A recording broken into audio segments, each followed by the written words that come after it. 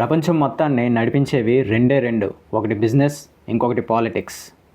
Business and పాలిటిక్స్లో ఉన్నవాళ్ళు తీసుకునే నిర్ణయాల వల్లే మిగిలిన జనాల జీవితాలన్నీ ఆధారపడి ఉంటాయి. మనిషికి చాలా అవసరమైన ముఖ్యమైన డబ్బు అనేదాన్ని కూడా బిజినెస్ అండ్ పాలిటిక్స్ అనేవి పూర్తిగా డామినేట్ చేసి పారేస్తాయి. అందుకే అన్నింటికన్నా రిస్క్ ఎక్కువ ఉండే ప్రొఫెషన్స్ కూడా ఈ రెండే. బిజినెస్ అంటే 1% మాత్రమే సక్సెస్ రేట్ ఉంటుంది, అంటే 99% ఫెయిల్యూర్ అవ్వడానికే ఛాన్స్ ఎక్కువ ఉంటుంది. అదే పాలిటిక్స్లో అయితే సక్సెస్ అనేది ఆ 1% కూడా ఉండదు. పాలిటిక్స్లో సక్సెస్ అనేది 0.001% ఉండొచ్చేమో.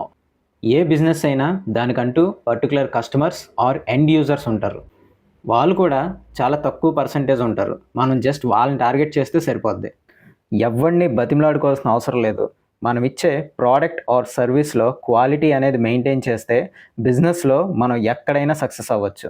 కానీ పాలిటిక్స్లో అలా కాదు. ప్రతి ఒక్కరిని ఓటు కోసం బతిమలాడుకోవాలి, అడుక్కోవాలి, డబ్బులు పంచాలి, బిర్యానీ ప్యాకెట్లు పంచాలి, మందు పట్టించాలి, ఇంకా చాలా చెయ్యాలి.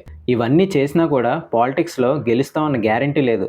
ఎందుకంటే బిజినెస్లో లాగా మనం సాటిస్ఫై చేయాల్సింది తక్కువ మంది జనాలు కాదు. 50% కన్నా ఎక్కువ మంది జనాల్ని మనం సాటిస్ఫై చేయగలిగితేనే పాలిటిక్స్లో సక్సెస్ అనేది ఉంటుంది. So if we compare business and politics, business is more safer than politics. Politics కన్నా బిజినెస్లోనే రిస్క్ తక్కువ.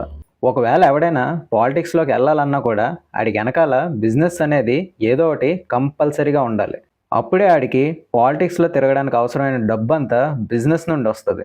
బిజినెస్లోకి దిక్కకుండా జీవితాంతం ఉద్యోగంలో ఉండిపోతే మీ బతుకులు, మీ పిల్లల బతుకులు, ఆళ్ళ పిల్లల బతుకులు లేబర్ బతుకులు అయిపోతాయి. ఇక్కడ లేబర్ అనే పదం ఎందుకు వాడానంటే, లేబర్ అనేవాడికి తను చేసే పని విషయంలో సొంతంగా నిర్ణయాలు తీసుకునే అవకాశం ఉండదు. ఎవడో చెప్పినట్టుగా పని చేయాలి, ఎవడో చెప్పిన టైంకి రావాలి, చెప్పిన టైంకి వెళ్ళాలి. ఉద్యోగం చేసేవాడి పరిస్థితి కూడా అంతే. బిజినెస్ అనేది అడవిలో సింహం లాంటిది, అంటే రాజు లాంటిది. అదే ఉద్యోగం అనేది సర్కస్లో సింహం లాంటిది, అంటే బానిస లాంటిది. ఉద్యోగంలో నెలకి ₹1,00,000 సంపాదించేవాడు బిజినెస్లో నెలకి ₹1,00,000 సంపాదించేవాడితో ఎప్పటికీ ఈక్వల్ కాలేడు. ఎందుకంటే ఇద్దరికి పనిచేసే పద్ధతిలో చాలా తేడా ఉంటుంది, అలాగే మైండ్ సెట్లో కూడా చాలా తేడా ఉంటుంది. నేనేదో బిజినెస్ కోసం మిమ్మల్ని మోటివేట్ చేస్తున్నా అని బిజినెస్లోకి గుడ్డిగా దిగిపోకండి. బిజినెస్ చేయాలన్నా కూడా ఎంతో కొంత వర్క్ ఎక్స్పీరియన్స్ ఉండాలి. బిజినెస్ అనేది ఎవడికి పడితే ఆడికి సెట్ అయ్యేది కాదు. డబ్బు తెలివితేటలు ఉన్నంత మాత్రాన బిజినెస్లో నిలబడలేం. డబ్బు తెలివితేటలతో పాటు బిజినెస్లో ధైర్యం, తెగింపు అనేవి చాలా ఇంపార్టెంట్. ఎందుకంటే బిజినెస్లో ఎప్పుడు ఎలా ఉంటుందో తెలియదు. బిజినెస్లో వందల వేల కోట్లు లాభాలు ఎలాగైతే వస్తాయో సడన్గా నష్టాలు వచ్చి కూడా మూతపడిపోయే బిజినెస్లని మనం చాలా చూస్తూ ఉంటాం. కాబట్టి ఏదైనా తట్టుకోగలిగే స్ట్రాంగ్ మైండ్ సెట్ ఉన్నోడికి మాత్రమే బిజినెస్ సెట్ అవుద్ది. బిజినెస్లో ఎంత రిస్క్ అయితే ఉంటుందో ధైర్యంగా జాగ్రత్తగా చేయగలిగితే అంతే బెనిఫిట్ కూడా ఉంటుంది. బిజినెస్ అనేది నిన్ను రాజుని చేస్తుంది. నీకంటూ ఒక బ్రాండ్ ఇమేజ్ అనేది సొసైటీలో క్రియేట్ చేస్తుంది. నీకన్నా ఎక్కువ ఆస్తులు ఉన్నోళ్ళు కానీ, నీకన్నా ఎక్కువ సంపాదించే వాళ్ళు కానీ నీ ముందు మాట్లాడాలంటే భయపడేలాగా బిజినెస్ మాత్రమే చేయగలదు.